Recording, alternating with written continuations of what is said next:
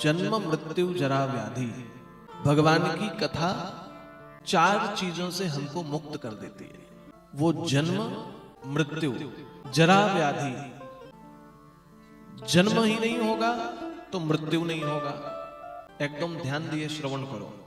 भगवान की कथा जन्म मृत्यु जरा व्याधि, कि भगवान की कथा जन्म आपको कराएगी नहीं, और जन्म नहीं होगा तो मृत्यु की प्राप्ति नहीं होगी। मृत्यु नहीं होगी तो जरा और व्याधि भी समाप्त हो जाएगी जन्म ना होते। इसलिए भगवान शिव की कथा जन्म मृत्यु जरा व्याधि इस चारों पीड़ा से मुक्त कर देता है। आप बंधु कल्पना करें, जब बालक का जन्म होता है तो बालक हंसता है कि रोता है? तो आपका उत्तर आएगा बालक जन्म के समय रोता है। संसार में जीव के जन्म लेते ही जीव का रुदन। और बंधु समझो, विचार करो, वो जीव आया संसार में तो संसार में आया तो रोया, और जब संसार से गया तो उसके परिकर और परिजन रोए। परिकर और परिजन रोते हैं। गोविंद की कथा आपको और आपके परिजन को, भगवान शिव की कथा आपको और आपके परिजनों को रोने से बचाएगी। इसलिए कहा जन्म मृत्यु जरा व्याधि। जन्म ही संसार में समस्त व्याधि और समस्या का मूल कारण है। जीव का जन्म ना होगा तो जीव जन्म ना लेगा तो माया में नहीं फंसेगा। इसलिए कथा मोक्षत्व को प्राप्त करने के लिए सुनी जाती है। हम मोक्ष के लिए जाएं तो मोक्ष का माध्यम क्या हो, मोक्ष की प्राप्ति कैसे हो? क्या केवल माला जप करके मोक्ष मिलेगा? केवल क्या माला जप ही मोक्ष का माध्यम है, या मोक्ष के अन्य भी माध्यम है? मोक्ष का माध्यम केवल माला जप है, या केवल भजन है, या केवल माला जप भजन और फिर भगवान की पूजा करना, मंदिर में जाना, घंटी बजाना, प्रसाद लगाना, आरती करना, व्रत रखना, बस यही मोक्ष का माध्यम है? या मोक्ष का माध्यम इससे अतिरिक्त भी है? केवल मोक्ष भगवान के भजन से? तो भगवान कृष्ण कहते हैं नहीं, जीव केवल भजन से ही मोक्ष प्राप्त करेगा ऐसा सत्य नहीं है। और यह भी जरूरी नहीं है कि केवल भजन करके आप मोक्ष प्राप्त कर जाएं। भजन करने वाला भी मोक्ष प्राप्त नहीं कर पाता है। तब जब भजन करने वाले के हृदय पर निष्कामता का भाव जागृत नहीं होता है, जब तक व्यक्ति के मन पर अभिमान का जागरण रहेगा, व्यक्ति के हृदय पर अभिमान जागृत रहेगा और उसका चिंतन ऐसा हो कि यह भजन मैं कर रहा हूं, अपने लिए कर रहा हूं, अपनी व्यवस्था के लिए कर रहा हूं, इस प्राप्ति के लिए कर रहा हूं, मैं अच्छा कर रहा हूं, मेरे से अच्छा कोई नहीं कर सकता, वो भजन भी बंधन एवं कारणम। गीता में भगवान कहते हैं वो भजन भी आपको बंधन का कारण बना देगा। इसलिए भजन हो, व्रत हो, तप हो, जप हो या सेवा हो, सर्वत्र विषय मोक्ष का माध्यम बन सकता है, केवल भाव यदि समर्पण का है।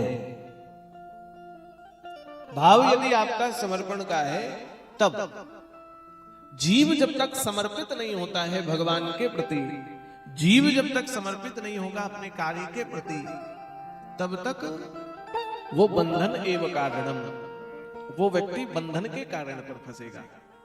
इसलिए विषय समर्पण का है। ध्यान रखो, हम में क्या कमी है? हम में समर्पण की कमी हो जाती है। हम अर्पण और समर्पण की तरफ नहीं बढ़ पाते। हमारी भावनाएं समर्पण की तरफ नहीं है। इसलिए बंधुओं, हम मंदिर में लोटा लेकर जल भी चढ़ाने जाते हैं ना, तो जल चढ़ाते चढ़ाते किसी ने धक्का मार दिया तो गुस्सा आ जाता है। मंदिर में गए तो हम तो वीआईपी हैं, इसलिए हमको भगवान जल्दी दर्शन दे दें, ऐसा भाव आ जाता है। हम कुछ विशेष हैं तो विशेष दर्शन हो जाए, ऐसा भाव जागृत हो जाता है। समर्पण का भाव हमारा जागृत नहीं होता है। समर्पण हम नहीं जाग पाते। बंधुओं, हमने तो अपनी वह संस्कृति देखी जब समर्पण भाव से भक्त मंदिर के दरवाजे खड़े होकर के भी प्रभु जगन्नाथ को पुकारा, तो पतित पावन जगन्नाथ अपने कमरे को छोड़ करके दरवाजे आकर दर्शन देते हैं। आप सब लोग जगन्नाथपुरी गए होंगे यदि, तो मुख्य द्वार पूर्व द्वार से जब प्रवेश करते हैं तो दरवाजे पतित पावन श्री जगन्नाथ है। महाप्रभु श्री जगन्नाथ, भक्त का भाव आया कि मैं पतित हूं, मैंने इतने पाप कर्म किए, मैं मंदिर में प्रवेश कर पाऊंगा? मैं मंदिर में जा ही नहीं सकता, मैं पापी हूं, दुराचारी हूं, मंदिर में छली, मन में विचार अपवित्र हो, क्या करने जाऊं मंदिर? और दरवाजे खड़े होकर के श्री महाप्रभु को पुकारता कि कभी होगा कि महाप्रभु आएंगे। और श्री महाप्रभु भक्त के समर्पण के कारण गर्भगृह से बाहर आए और तब से महाप्रभु का नाम पतित पावन भी पड़ गया। समर्पण मंदिर के भगवान को दरवाजे लाता है। श्रद्धा और समर्पण भगवान को हमारे नजदीक ला देता है। बंधुओं, भगवान की भक्ति, श्रद्धा और समर्पण के लिए शर्त कुछ नहीं है। ये चाहिए, ये नहीं चाहिए, ऐसा चाहिए, वैसा नहीं चाहिए, वो होना चाहिए, वो नहीं होना चाहिए, कदापि ऐसी कोई व्यवस्था नहीं है। हाँ, यदि हमारा समर्पण और श्रद्धा में संशय है तो निश्चित तौर पर हमको बहुत कुछ चाहिए, और यदि हमारी श्रद्धा और समर्पण पर कुछ भी नहीं है, हमारी श्रद्धा और समर्पण अटूट और अखंड है, हमारी श्रद्धा और समर्पण श्रेष्ठ है, हमारी श्रद्धा विखंडित खंडित होने वाली नहीं है, हमारी श्रद्धा किसी के बहकावे पर टूटने वाली नहीं है, तो हमने देखा पीतल की मूर्ति जो बाजार से खरीद कर लाए, वो कभी दूध पी लेती है श्रद्धा से। हमने श्रद्धा से देखा वो गोपाल की मूर्ति के कपड़े स्वतः छोटे हो जाते हैं। भगवान उतने ही बड़े दिखते हैं, कपड़े छोटे हो जाते हैं। और हमने देखा भक्त के श्रद्धा और समर्पण से वो कहते हैं हमारे गोपाल जी भारी हो गए। श्रद्धा और समर्पण से मैंने देखा कि नित्य सेवा करने वाले भक्त के गोपाल जी के चेहरे में भी परिवर्तन हो जाता है। आज भगवान ऐसे दिखे, कल वैसे दिख गए।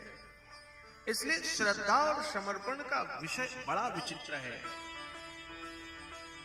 श्रद्धा महत्वपूर्ण विषय है।